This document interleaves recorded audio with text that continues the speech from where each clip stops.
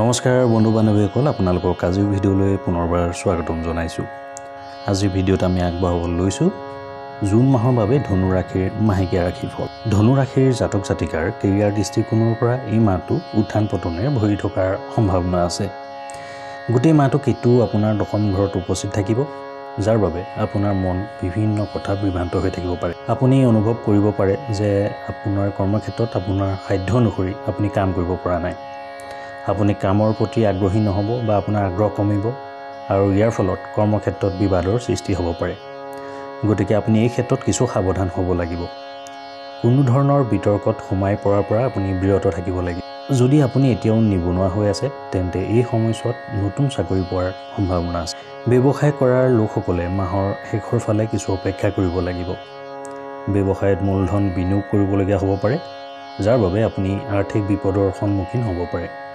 কিছু সাৱধানতা অৱলম্বন কৰিলে ক্ৰমান্বয়ে সফলতাৰ বাট মুকলি হ'ব। মাহৰ দ্বিতীয়াৰ্ধত চাকৰি আৰু ব্যৱসায় দুয়োটা ক্ষেত্ৰতে ভাল সফলতা লাভ কৰিব। গোটেই মাহটো তৃতীয় ঘৰত শনি উপস্থিত থাকি আপোনাৰ সাহস বৃদ্ধি কৰিব। আৰ্থিক ক্ষেত্ৰত মাহৰ আৰম্ভণি বহুত দুৰ্বল হ'ব পাৰে। সেয়ে মাহৰ আৰম্ভণিৰ পৰাই আপুনি ধন সঞ্চয় কৰাত মনোনিৱেশ কৰিব লাগিব। আপোনাৰ খৰচৰ পৰিমাণ কিছু বাঢ়িব পাৰে।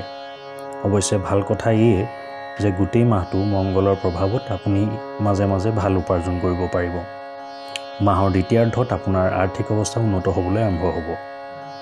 আপুনি যিকোনো চৰকাৰী খণ্ডৰ আঁচনিৰ পৰাও ধন পোৱাৰ সম্ভাৱনা থাকিব পাৰে। আপুনি বিনিয়োগ কৰাত সফল হ'ব, যিয়ে আপোনাৰ ভাল আৰ্থিক লাভৰ পথ মুকলি কৰিব। এই সময়ত আপুনি কাকো ধন ধাৰে দিয়াটো অনুকূল নহ'ব। সেয়ে এনে কাম কাজ আপুনি পৰিহাৰ কৰিব লাগিব। ঘৰৰ বাবে অত্যাৱশ্যকীয় সামগ্ৰীৰ বাবে খৰচ কৰক যদিও অপ্ৰয়োজনীয় খৰচৰ পৰা আপুনি আঁতৰি থাকিবলৈ চেষ্টা কৰক।